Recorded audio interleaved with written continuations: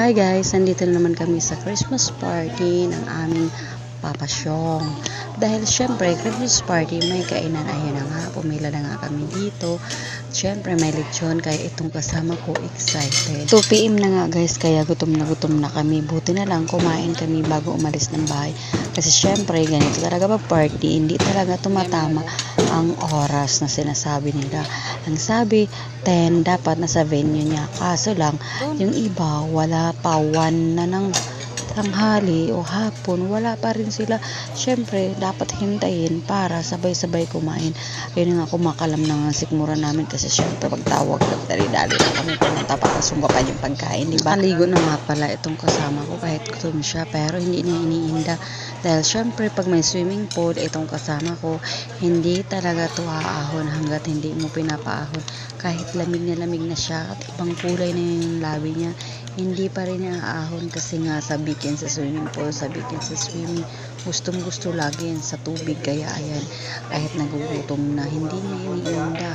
Kaya pag sabi may pagkain na, ayan na, nauna ng pumila. Christmas party nga pala to ng partner ko guys, sa company nila. Lagi kaming kasama kasi pag may Christmas party sila, lagi yan, yearly yan na kami sasama sa kanila dito sa company nila. Chicken. Oh, yan. Teka, kakain muna ako. Ay, teka, dali. Chicken lang.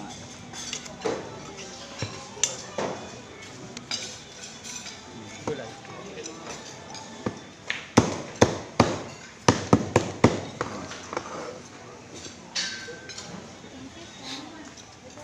Dito maluto.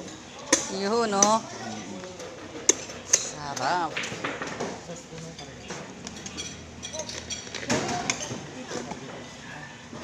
Wait lang. Yun.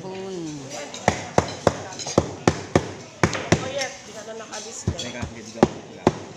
Oh, ate. Thank you.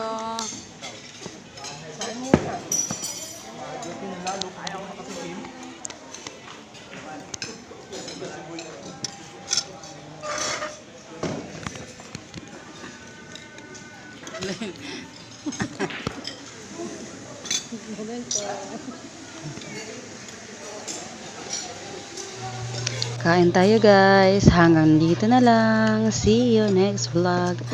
Bye.